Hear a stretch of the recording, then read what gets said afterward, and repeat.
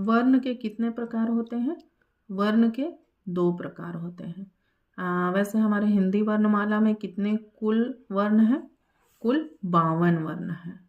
हिंदी वर्णमाला में कुल 52 वर्ण हैं। इनमें से हम स्वर वर्ण और व्यंजन वर्ण में सभी को बांटते हैं।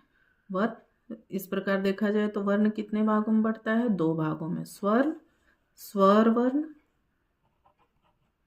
और व्यंजन वर्ण।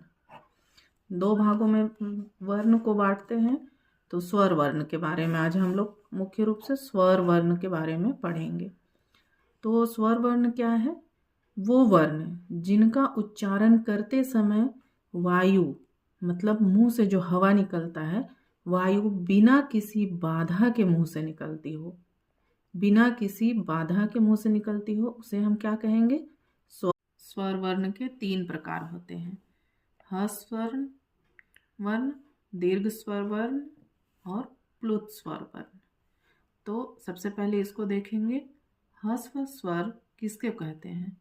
जिन स्वरों के उच्चारण में बहुत कम समय लगता है, ह्रस्व स्वर उसे ही कहा जाता है।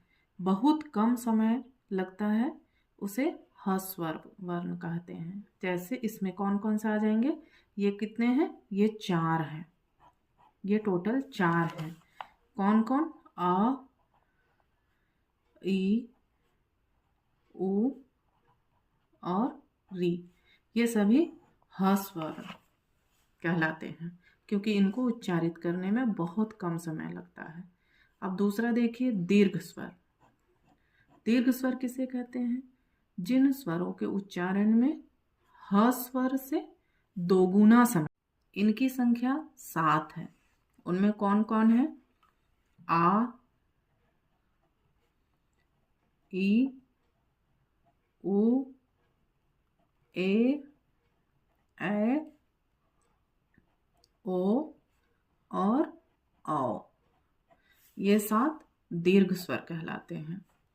इनकी संख्या 7 है। अब तीसरा है प्लुत स्वर। तो इसका किसको कहते हैं? इसका है जिन स्वरों के उच्चारण में ह स्वर से इसके अपेक्षा 3 गुना समय लगता है।